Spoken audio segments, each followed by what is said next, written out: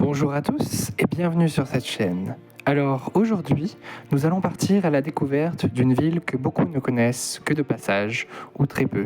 Une ville qui me tient particulièrement à cœur, tout simplement parce que c'est une ville dans laquelle j'ai grandi, où je suis né, et qui mérite bien mieux qu'une simple petite attention. Cette ville, eh bien, c'est une ville qui s'appelle l'Espar-Médoc. Alors, vous connaissez, je ne pense pas que vous connaissiez énormément cette ville, mais il faut savoir que c'est la capitale historique du Médoc, une presqu'île étrange et magnifique qui s'avance dans l'Atlantique au nord de Bordeaux, coincée entre l'estuaire de la Gironde à l'est et l'océan à l'ouest. Un pays de vignes, de forêts de pins, de marais et de lumière rasante. Nous allons remonter ensemble le temps, des tumulus préhistoriques jusqu'au festival d'aujourd'hui, en parlant anglais, vin, drainage des marais, résistance, mais aussi et surtout musique. Parce que le Médoc a sa propre âme sonore, souvent méconnue, mais toujours vivante. Durant les 15 prochaines minutes, nous allons découvrir ensemble comment cette petite ville de 6000 habitants est devenue le cœur d'un territoire à nul autre pareil, et pourquoi la musique y est une manière de résister à l'oubli. Alors, installez-vous confortablement, nous allons commencer. Commençons par une image surprenante. Le Médoc que nous connaissons aujourd'hui, avec ses rangées de lignes impeccables, ses châteaux dorés, ses routes bordées de cyprès, n'a pas toujours ressemblé à ça. Pendant des siècles, cette presqu'île était en grande partie couverte de marais, de landes, de forêts et de palus inondables. Les premiers habitants y sont attestés dès la préhistoire. Des mégalithes, des tumulus funéraires témoignent d'une présence humaine ancienne sur ces terres. Les Romains y passent, y construisent des voies et des villae, mais le Médoc reste longtemps une terre de l'entre-deux, ni vraiment la mer, ni vraiment la terre ferme. L'Espar-Médoc émerge comme bourg au Moyen-Âge. Son nom viendrait peut-être du gascon l'espar, la dispersion, ou d'un terme désignant les terres maigres. La ville devient progressivement le centre administratif du secteur, une position qu'elle conserve encore aujourd'hui comme sous-préfecture de la Gironde. Mais ce qui fait l'identité médiévale du Médoc, c'est d'abord la guerre. La guerre de 100 ans, qui oppose la France et l'Angleterre de 1337 à 1453, se joue en grande partie ici. Car depuis 1152, le mariage d'Aliénor d'Aquitaine avec Henri II de Plantagenet, le Bordelais et donc le Médoc appartient à la couronne anglaise. Les Anglais sont donc des maîtres, pas des envahisseurs. Ils aiment le vin de Bordeaux, qu'ils appellent claré. Ils construisent des forteresses. Et à l'Espar même, la tour de l'honneur, aussi appelée la tour des Anglais, est un donjon du XIVe siècle, vestige imposant de cette domination. Elle domine encore la ville aujourd'hui, rectangulaire et austère. En 1453, la bataille de Castillon met fin à la guerre de 100 ans. Le Médoc revient à la France, mais les habitudes vinicoles, elles, restent anglaises, et elles vont façonner tout le destin de cette région. Pour comprendre le Médoc moderne, il faut parler des Hollandais. Au XVIIe siècle, des ingénieurs venus des Pays-Bas débarquent en Gironde avec une mission, assécher les marais.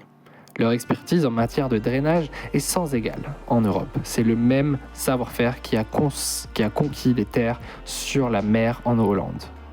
Ils creusent des canaux, construisent des digues, détournent les eaux. Les palus inondables se transforment en prairies, puis en vignes. Et c'est une révolution paysagère totale. Le Médoc change de visage en quelques décennies. Les grandes familles bordelaises, négociants, parlementaires, armateurs enrichis par le commerce atlantique, rachètent ces terres assainies et y fondent des domaines viticoles. C'est ainsi que naissent, entre 1650 et 1720, les premiers grands châteaux du Médoc. La Tour, Margaux, Mouton, Laffitte, des noms qui vont devenir synonymes de l'excellence vinicole mondiale. Et l'Espar, dans tout ça, est au cœur de ce territoire, mais un peu à l'écart des châteaux prestigieux qui se concentrent plus au sud, dans le Haut-Médoc. Le Bas-Médoc, ou Médoc tout court, l'appellation officielle où se situe l'Espar, produit des vins plus modestes mais authentiques, reflets de terres plus lourdes, plus argileuses. En 1855, Napoléon III demande un classement officiel des vins de Bordeaux pour l'Exposition universelle de Paris. Fameux classement de 1855 consacre 61 châteaux, tous issus dans le Médoc ou à Sauternes. C'est la noblesse du vin français qui s'institue. Aucun château du Bas-Médoc n'y figure, mais l'ensemble de la région bénéficie du rayonnement mondial de ce classement. Puis vient la catastrophe. le phylloxéra. Cet insecte ravageur arrivé d'Amérique dévaste les vignobles européens à partir de 1860. Dans le Médoc, la crise est terrible. Des domaines entiers disparaissent et il faudra greffer des plants européens sur des porte-greffes américains résistants. Une révolution silencieuse qui change à jamais la viticulture mondiale. Le XXe siècle est dur pour le Médoc. La Première Guerre mondiale mobilise des milliers d'hommes de la région et les vignes sont abandonnées. Les femmes et les vieux font tourner les domaines tant bien que mal. Les monuments aux morts de chaque village du Médoc portent des listes longues, tragiquement longues. Puis la Seconde Guerre mondiale. L'occupation allemande transforme le littoral médocain en forteresse. L'Atlantic Wall, ce mur de l'Atlantique construit par les Allemands de Norvège à l'Espagne, passe par là. Des bunkers, des blocos, des batteries côtières s'installent sur les plages et les dunes, et certains sont encore visibles aujourd'hui, avalés par les forêts de pins ou ensablés par les plages. La libération du Médoc est particulière. Alors que la majorité de la France est libérée en 1944, une poche de résistance allemande tient la pointe grave. L'extrémité nord de la presqu'île jusqu'au 20 avril 1945, soit 20 jours avant la capitulation allemande. C'est l'une des dernières poches de résistance à capituler en France. Les habitants du nord du Médoc ont vécu sous occupation jusqu'au dernier jour de la guerre. Et cette mémoire est très vive dans la région. Des stèles, des musées, des commémorations entretiennent le souvenir de ces années sombres et de la libération. L'Espar, comme chef-lieu, a été au cœur de cette histoire. Après la guerre, le Médoc se reconstruit lentement. L'économie viticole reprend et les forêts de pins des Landes s'étendent. Et dans les années 60-70, une nouvelle activité émerge sur la côte, le tourisme balnéaire. Les stations de Lacanau, Ourtin, Carcan, Montalivet se développent, attirant des estivants de toute la France et l'Europe. Parlons maintenant de ce qui fait vibrer le Médoc, sa culture populaire, ses fêtes, ses musiques. La musique traditionnelle du Médoc et plus largement de la Gironde, c'est d'abord la musique gasconne et occitane. Le Médoc étant territoire de Languedoc, le gascon y était parlé jusqu'au début du XXe siècle. Les chants de vendange, les danses de village, les sonneurs de cornemuse et de fifres animaient les fêtes votives et les noces. Le bois, cette cornemuse gasconne caractéristique avec sa poche en peau de chèvre entière, résonnait dans les fêtes médocaines. Le violonneux et l'accordéoniste étaient les musiciens des bals populaires. Et cette tradition n'a pas disparu. Des associations comme les conservatoires de musique traditionnelle gasconne maintiennent ces pratiques vivantes. Mais c'est surtout autour du vin que la musique s'est construite dans le Médoc, les vendanges. Ces semaines de travail collectif intense à l'automne ont toujours été accompagnées de chants. Des groupes de vendangeurs venus d'Espagne, du Portugal, du Maroc et de l'Afrique subsaharienne ont apporté leur musique dans les chais et les dortoirs. Le Médoc viticole est ainsi un carrefour musical insoupçonné. Et puis, il y a le marathon du Médoc. Créé en 1984, ce marathon déguisé à travers les vignes et les châteaux est devenu l'un des événements les plus festifs et courus de France, au sens propre comme au sens figuré. Des dizaines de milliers de coureurs déguisés traversent le vignoble en musique, s'arrêtant au château pour déguster les vins des grandes appellations, une happening sonore et bachique unique au monde. La scène musicale du Médoc, et de l'Espar en particulier, est le reflet de ce territoire double. Une ville intérieure tournée vers les vignes et une côte atlantique tournée vers le surf et les festivals estivaux.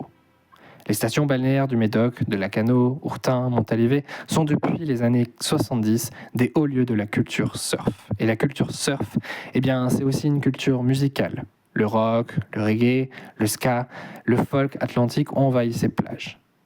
Des festivals comme le Lacanau Pro ou des événements musicaux locaux rassemblent chaque été des milliers de festivaliers venus de toute l'Europe. L'Espar elle-même a développé une vie culturelle locale autour de son conservatoire de musique, de ses associations, de ses salles de spectacle. Les Médocains sont de grands amateurs de musique en live. Les fêtes de village, les bals, les concerts en plein air rythment les étés médocains depuis des générations. Il faut aussi parler de la tradition des orchestres de bal gascons.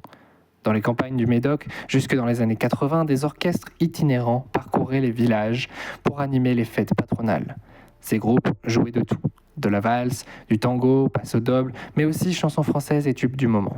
Une musique de partage, de danse, de joie populaire. Aujourd'hui, c'est cette même énergie qu'on retrouve dans les festivals du Médoc.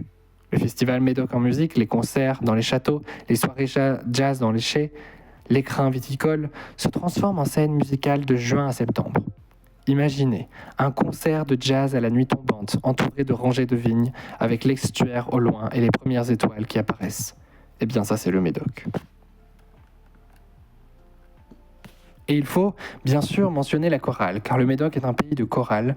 Les chorales paroissiales, les chorales laïques, les ensembles de chorales polyphoniques gascons ont longtemps été le lien musical des communautés rurales. Certaines existent encore, perpétuant des répertoires qui mêlent chants occitans, cantiques et chansons populaires.